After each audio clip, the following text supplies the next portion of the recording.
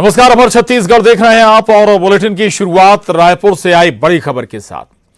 ED की कार्रवाई पर सीएम भूपेश बघेल ने बड़ा बयान दिया है। कहा है कोई वर्ग बचा नहीं है जिसके यहां ईडी ने छापेमारी नहीं की है। ये दावा मुख्यमंत्री भूपेश बघेल करते हैं। वो कहते हैं बीजेपी शासित राज्यों में ईडी क्यों छापेमारी नहीं करती है। बीजेपी शासित राज्यों में ईडी का लगता है कि ईडी का ऑफिस ही नहीं है। बीजेपी नेताओं के इशारों पर सब किया जा रहा है, ये आरोप भी सीएम भूपेश बघेल ने लगाया है। उन्होंने कहा कि ईडी को निष्पक्ष होना चाहिए। महादेव ऐप में कार्रवाई नहीं कर रहे हैं। बीजेपी शासित राज्यों के नेताओं के भी नाम आ गए हैं, इसलिए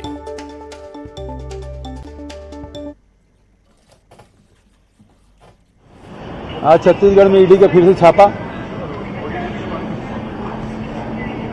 उद्योगपति, व्यापारी, ट्रांसपोर्टर, विधायक, अधिकारी, किसान, कोई ऐसा वर्ग बचा नहीं है जहाँ छापा ना डाला हो। छापा नहीं डालता तो केवल मध्य प्रदेश है, उत्तर प्रदेश है, उत्तराखंड है, गुजरात है, कर्नाटक है। लगता है वहाँ ईडी का ऑफिस ही नहीं है। और महाराष्ट्र में जब तक के उद्धव ठाकरे जी की सरकार थी तब तक के सब ईडी, सीबीआई जितने सेंट्रल एजेंसी थी वो सब सक्रिय थी। और जैसे ही सरकार बदली, खरीद फरोख्त हुआ, उसके बाद से वहाँ उसका कोई काम रहा नहीं। भारतीय जनता पार्टी के प्रदेश के नेता और राष्ट्रीय नेताओं के इशारे पर ये सब किया जा रहा है। ईडी निष्पक्ष होना चाहिए। कर्नाटक में जहाँ 40% की सरकार है, जहाँ 6 करोड़ रुपए एक विधायक के यहाँ मिला, जिसको बेल मिल गया था, आज पता चला कि हाई कोर्ट ने उसकी बेल को खारिज कर दिया। वहाँ छापा नहीं डालती।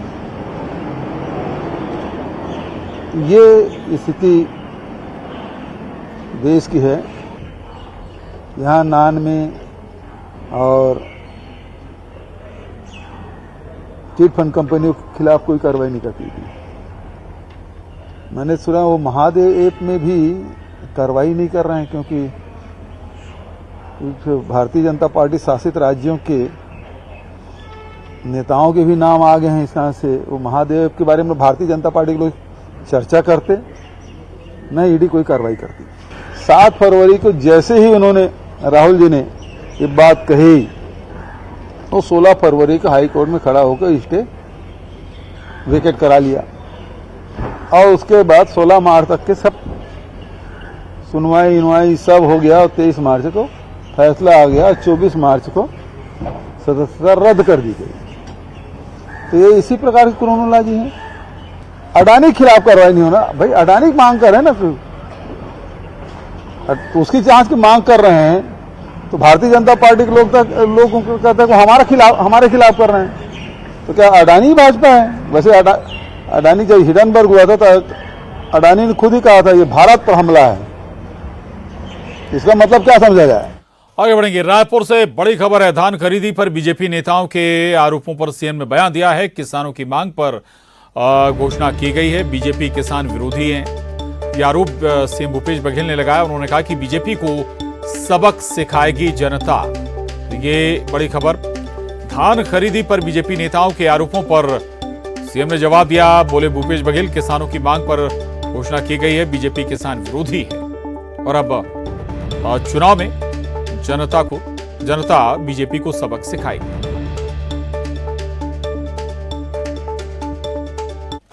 प्रकार से कह रही है या भारतीय जनता पार्टी के नेता, तो किसान सुन रहे हैं। और ये जो घोषणा की गई है वो किसानों की डिमांड पे की गई है। हर जगह भेंट मुलाकात कार्यक्रम में गया था, चाहे वो रायगढ़ हो, महासमुंद हो, चाहे चांपा जांजगीर हो, चाहे वो कंवरदा हो, राजनांदगांव हो, चाहे बालोद हो, सब जगह ये डिमांड की कि 20 क्विंटल खरीदा जाए। किसानों की डिमांड किया गया है। अब भारतीय जनता पार्टी किसान विरोधी है ही। अब इसमें वो किसानों के जेब में पैसा जाए उसको रेवड़ी कहते हैं, और इसी कारण से विरोध कर रहे हैं और इसको सबक सिखाएगी जनता। रायपुर से बड़ी खबर। भीमा मंडावी हत्याकांड पर सीएम का बयान। भीमा मंडावी को अतिरिक्त सुरक्षा दी गई थी। चुनाव का आखिरी दिन था, सबको वापस बुला लिया गया था वो अचानक निकल गए, तो प्रोटोकॉल का पालन आखिर कहां हुआ? भीमा मंडावी पर बोले मुख्यमंत्री भूपेश बघेल। उन्होंने कहा कि भीमा मंडावी को अतिरिक्त सुरक्षा दी गई थी।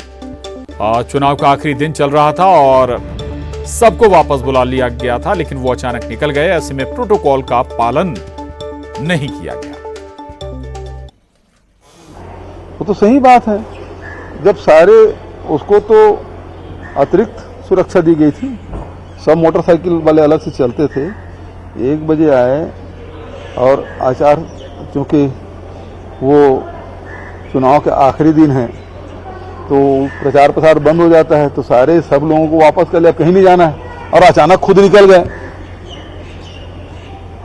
तो वो जो प्रोटोकॉल है। तो मुख्यमंत्री भूपेश बघेल को आप सुन रहे थे। कई मसलों पर मुख्यमंत्री भूपेश बघेल ने अपनी प्रतिक्रिया दी है। न्यूज 18 संवाददाता ममता लांजेवार रायपुर से हमारे साथ जुड़ी हैं। ममता, सीएम भूपेश एक साथ न केवल केंद्र सरकार पर बल्कि प्रदेश की बीजेपी पर भी हमलावर हैं, चौतरफा हमला बोल रहे हैं वो।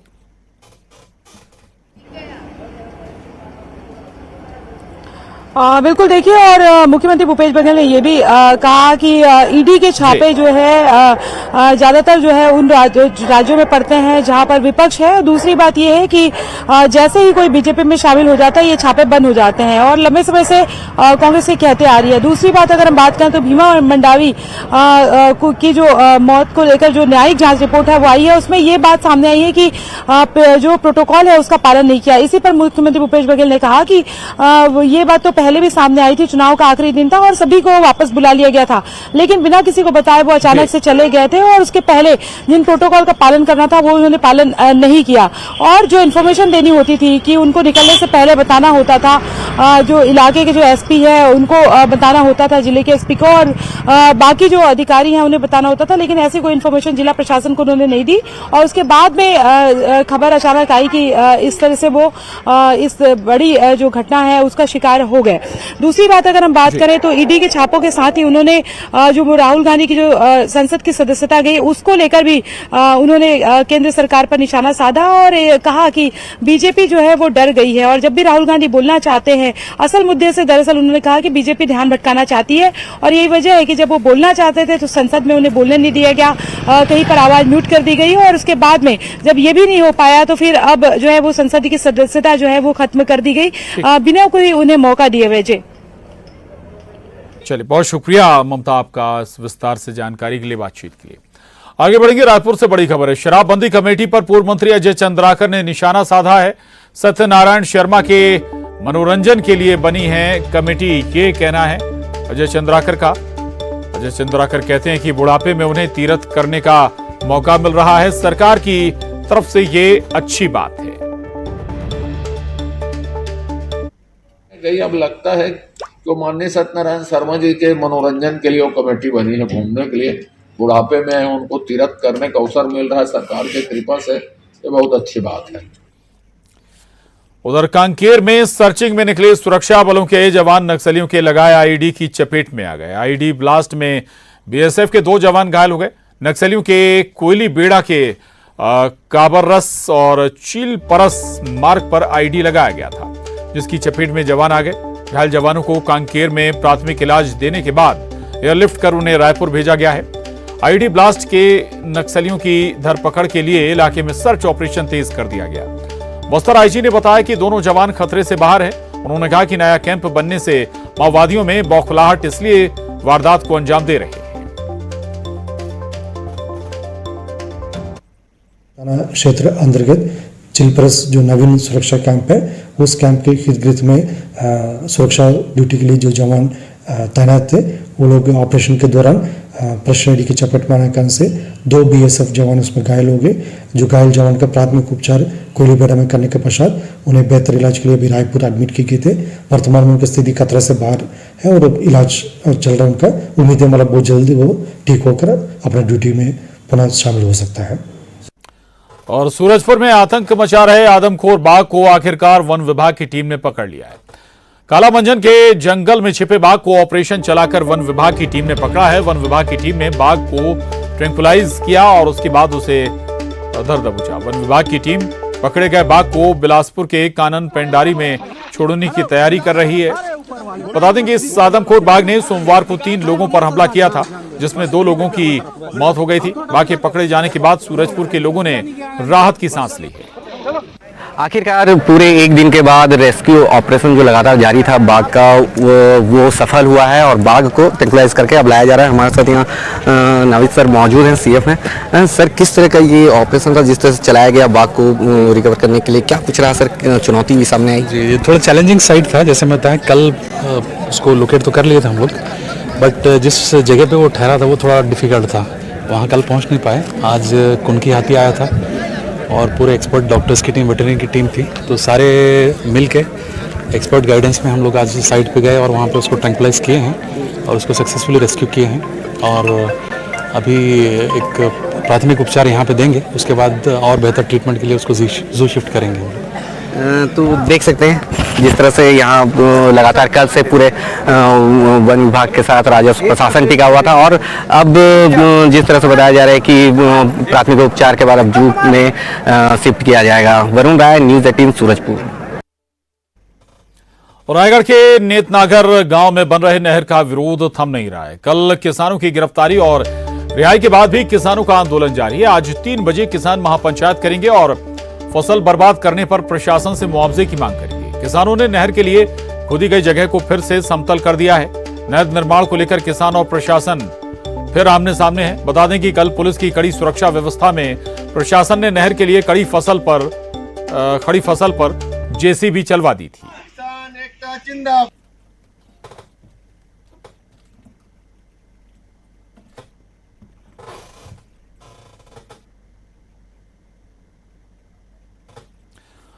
और न्यूज़ 18 संवाददाता हरपाल हमारे साथ जुड़ेंगे, लेकिन उससे पहले आपको बता दें कि अभी भी नेतनागर में बन रही नहर पर गतिरोध और विरोध थमा नहीं है। किसान लगातार विरोध भी कर रहे हैं और आपको बता दें कि केलू परियोजना के तहत ये नहर बनाई जा रही है। कल प्रशासन ने जेसीबी मशीन के साथ पहुंचकर खड़ी फसल को नेस्तनाबूद कर दिया था, ध्वस्त कर दिया था और उसके बाद नहर के लिए खुदाई भी की गई थी। भारी पुलिस बल कल तैनात किया गया था और उतना ही नहीं, विरोध कर रहे किसानों की भी गिरफ्तारी बड़ी संख्या में हुई थी। लेकिन आज फिर तब्दीली है, किसानों का विरोध अभी भी जारी है और किसानों ने जो नहर बनाने के लिए खुदाई की गई थी, जमीन खोदी गई थी, उसे एक बार फिर से समतल कर दिया, उसे एक बार फिर से भर दिया है। और इस लिहाज से हम कहें कि अभी भी इस पर गतिरोध थमता हुआ नजर नहीं आ रहा है। हालांकि ये 2014 की स्वीकृत परियोजना बताई जा रही है। प्रशासन से कई दौर की बातचीत हुई लेकिन सभी नाकाम रही। कल अचानक से जैसे कोई आतंकवादी का गांव है, सुबह 4 बजे से 3 जिले की पुलिस गांव को छावनी में तब्दील कर दिया गया। हम अपनी फसल को बचाने के लिए विरोध करने गए तो हमको गिरफ्तार कर लिया गया और हमारी खड़ी फसल को बुलडोजर जेसीबी से रौंद दिया गया, जिसमें धान, गेहूं सभी फसल है। तो हम दोषी अधिकारियों पर, जो भी हमारा फसल को रौंदा है, दोषी अधिकारियों पर कार्रवाई की मांग करते हैं जो भी इस कार्य में संलिप्त है। और हमारा कल गिरफ्तारी के बाद जब हम जैसे ही छूटे हैं, आज फिर हमारा आंदोलन जारी है और आंदोलन जारी रहेगा जब तक हमारी मांगे पूरी नहीं होती। आज 3 बजे हम विभिन्न गांव से संगठन किसान पंचायत महापंचायत रखी गई है, आगे की रूपरेखा उसमें हम तैयार करेंगे। आंदोलन हमारा जारी रहेगा।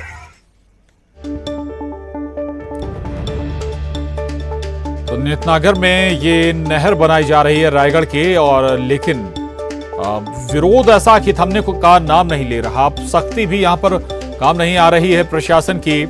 गांव वाले लगातार आंदोलन कर रहे हैं और कल जिन किसानों की गिरफ्तारी हुई थी उन्हें छोड़ दिया गया। इसके बाद एक बार फिर से वो आंदोलन पर आ बैठे, विरोध प्रदर्शन कर रहे हैं। और खासतौर से जो नहर खोदी गई थी, ये तस्वीरें भी आपको दिखा रहे हैं। एक बार फिर से किसानों ने उस जगह को समतल कर दिया है, फिर से प्लेन कर दिया है। दरअसल खड़ी फसल के बीच से ही नहर खोदी गई थी। न्यूज़ 18 संवाददाता हरपाल सिंह खूंटे हमारे साथ जुड़े हैं। हरपाल, ये गतिरोध तो थमने का नाम ही नहीं ले रहा है, क्या कोशिशें अभी भी हो रही हैं? किसानों ने फिर से नहर को समतल कर दिया था, जमीन खोदी गई थी जो।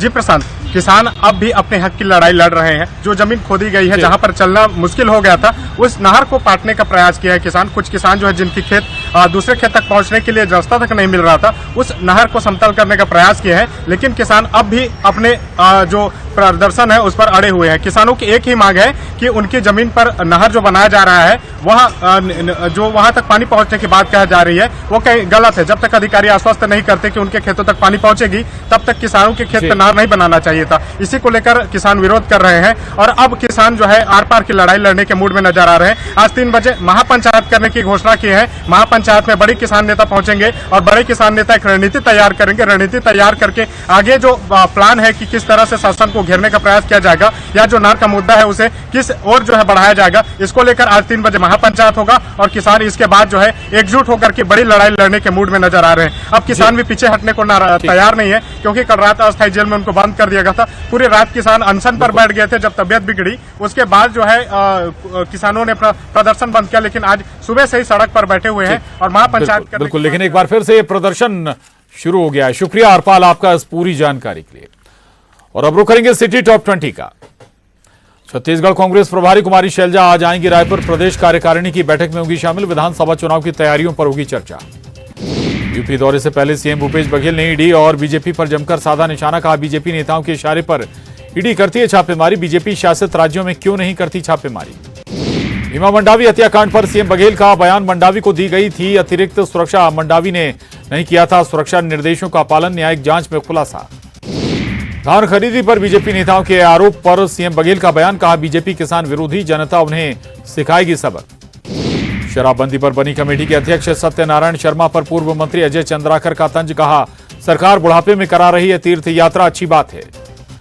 आईडी की चपेट में आए कांकेर में सर्चिंग पर निकले जवान। ब्लास्ट में बीएसएफ के 2 जवान घायल। इलाज के लिए रायपुर किया गया एयरलिफ्ट। सूरजपुर में पकड़ा गया आदमखोर बाघ। काला मांजन के जंगल में था मौजूद। बाघ के हमले में 2 ग्रामीणों की हो चुकी मौत। मनेंद्रगढ़ से लापता 4 नाबालिग बच्चियां मिली। अनूपपुर रेलवे स्टेशन में मिली सभी बच्चियां कल दोपहर से थीं लापता। बलौदा बाजार में नरकंकाल मिलने से सनसनी। बुजुर्ग व्यक्ति का बताया जा रहा कंकाल। मामले की जांच में जुटी कोतवाली पुलिस। रायपुर में यातायात निरीक्षक राकेश चौबे गिरफ्तार। निलंबन के बाद हुई गिरफ्तारी। आदिवासी हॉस्टल में घुसकर की थी मारपीट। अंबिकापुर में बाइक चोरी के आरोप में 3 गिरफ्तार। आरोपियों के पास से चोरी की बाइक बरामद। पुलिस ने स्कॉर्पियो गाड़ी भी की जब्त। पूर्वा में बड़ी मात्रा में नशीली दवा के साथ 2 गिरफ्तार। आरोपी से 790 प्रतिबंधित कैप्सूल बरामद। जांजगीर चांपा में घर में घुसकर दंपति से मारपीट करने वाले 3 आरोपी गिरफ्तार। मारपीट के बाद से फरार थे आरोपी। और इसके साथ ही इस बुलेटिन में बस इतना ही। खबरों के लिए आप बने रहिए न्यूज़ 18 मध्य प्रदेश छत्तीसगढ़ के साथ।